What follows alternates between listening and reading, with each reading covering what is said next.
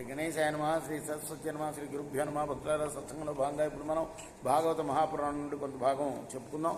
నిన్నటి వరకు మనం 7 స్కందాలు పూర్తి చేసి 8వ స్కందాన్ని 30 భాగాలుగా చెప్పుకున్నాం. ఇవాళ 31వ భాగం చెప్పుకుందాం. చెప్పుకున్న ముందు వ్యాస భగవాన్ని ప్రార్థన చేసుకుందాం. వ్యాసాయ విష్ణురూపాయ వ్యాసరూపాయ విష్ణవే నమో వై బ్రహ్మణదే వాసిష్ఠాయ నమో నమః. ఆంజనేయం మహావీరం బ్రహ్మ విష్ణు శివాత్మకం తరుణార్క ప్రభం శాంతం ఆంజనేయం నమామి. తదా నింబవృక్షస్య మూలాధివాస సుధాశ్రావిణిం తిక్తమప్యప్రియంతం తరుం కల్పవృక్షాదికం సాధయంతం నమామి ఈశ్వరం సద్గురుం సాయినాథం. సమర్థద్గురు సాయినాథ్ మహారాజ్కి జై. అట మీదట కాలమున వరుణ నందనుండకు దక్షసాపన్ని 9వ మనువయ్యడి ముందు జరగబోయేవి కూడా చెప్తున్నాడు. ఎవరికి? పరీక్షణ్ మహారాజుకి. సుఖయోగి ఎక్కడి దాకా కథ చెప్పి ఆపాడంటే, ఆ శివుడు మోహిని వెంట పడడం. శివుడే అడుగుతాడు ఎవరిని? విష్ణుని. అబ్బో, నువ్వు అప్పుడు మోహిని రూపం ధరించావుట, రాక్షసులకు పంచిపెట్టకుండా మోహింపజేసే వాళ్ళని, దేవతలకు అమృతాన్ని పంచిపెట్టావుట, ఆ రూపం నేను ఒకసారి చూడాలనుందయ్యా అంటాడు. ఆ రూపం చూసిందిరా మోహితుడై వెంటపడతాడు ఆ అమ్మాయి వెంట. చివరికి వెంటపడి మన్మధుడు వెంటపడతాడు ఆయనమ్మట. ఎవరమ్మట? శివుడమ్మట. అందువల్ల పడ్డాడు. ఆ తర్వాత గుర్తిస్తాడట తనకు తానే.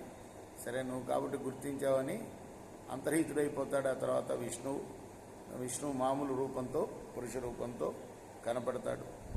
ఆ తర్వాత కథని పరీక్షణ్ మహారాజుకి శుకుడు చెప్తూ తర్వాత మన్వంతరంలో ఏవేం మన్వంతరాలు వస్తాయి అవన్నీ చెప్తున్నాడు. మన మన్వంతరం కూడా చెప్పాడు. వైవస్వత మను వస్తాడు, ఉన్నాడు, ఇప్పుడు ఇతను పరిపాలిస్తున్నాడు. దీని తర్వాత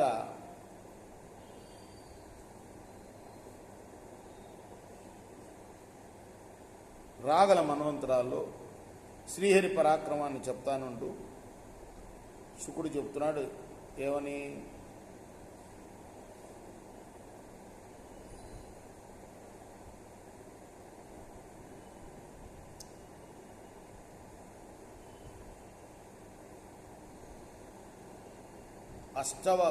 అష్టమ వసు సావర్ణి అనేవాడు. సూర్య సాపర్ణి మన్వంతరం దాని తర్వాత వచ్చేది. ఈ వైవస్వత మన్వంతరం తర్వాత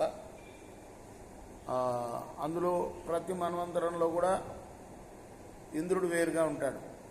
ఒక్కొక్కసారి ఒక్కొక్కడు ఇంద్రుడిగా ఉంటాడు. ఇందులో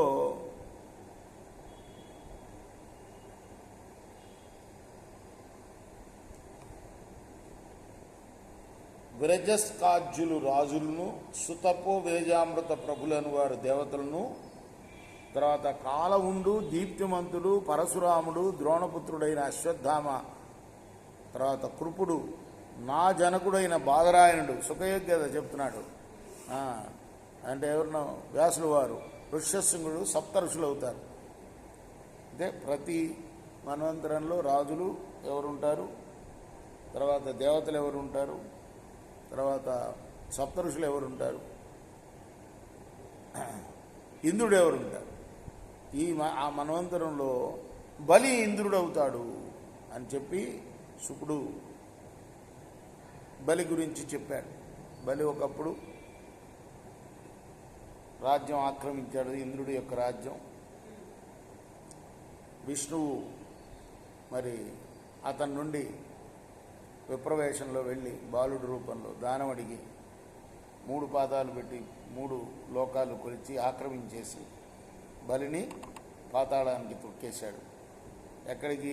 సుతలాలు, అతల వితల సుతల తలాతల రసాల మహాతల పాతాళ లోకాలను కింద ఉంటాయి, సుతల లోకంలో తొక్కేశాడు. ఆ తొక్కిన వాడిని మళ్ళీ మరి కరుణించి ఇంద్రుడిగా చేశాడు ఈ మన్వంతరంలో. దాన్ని ఏమంటారు? సూర్య సావర్ణి మన్వంతరం. ఇంకా రాలాది. ఇప్పుడు వైవస్వత మన్వంతరం నడుస్తుందన్నమాట. ముందు రాబోయే మన్వంతరంలో అలా అవుతాడు. ఇక ఆ తర్వాత కూడా జరిగే చెబుతా. అట మీదటి కాలమున వరుణ నందనుండకు దక్ష సావర్ణి 9వ మనువు అవుతాడు. ఇప్పుడు ఈ సుఖయోగి పరీక్షత్తుకు చెప్పే నాటికి 7 మనువులు అయిపోయారు. 7వ మనువు పరిపాలిస్తున్నాడు, వైవస్వత మనువు. ఇప్పుడు మనం కూడా అందులోనే ఉన్నాం. అంటే కలియుగం ప్రవేశించిందే కదా.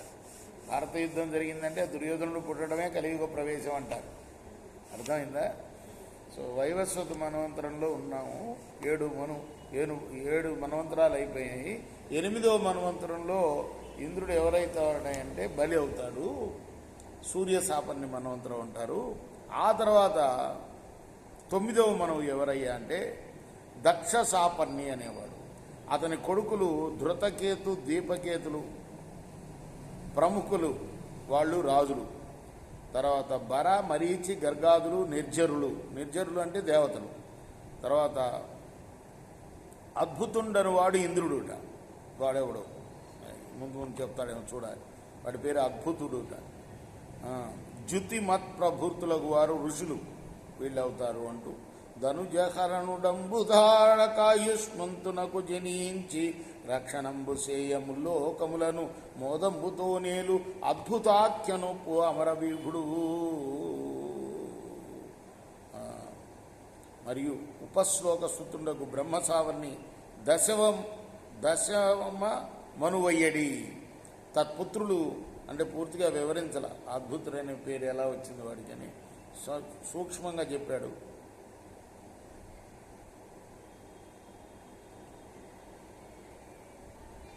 ధనుజ హరుణుడు అంబుధార కాయష్మంతునకు జనించి రక్షణంబు సేయ ముల్లోకములను మోదంబుతో ఏలు అద్భుతాఖ్యనొప్పు అమరవీవుడు. అలా అద్భుతాఖ్యుడు అనేవాడు మనువయ్యాడు. ఎందుకంటే ధనుజులను హరించాడు అతను అని చెప్తూ సూక్ష్మంగా చెప్పాడు. వృత్తాంతం అంతా చెప్పలేదు. ఇక అప్పుడే దశమ మనువు దగ్గరికి వచ్చాడు. బ్రహ్మసాపర్ణి దశమ మనువు అవుతాడు. అతని పుత్రులు భూరిశేషనాథులు భూపతులు అవుతారు. భూపతులు అంటే రాజులు. హవిష్మత్ ప్రముఖులు మునులు అవుతారు.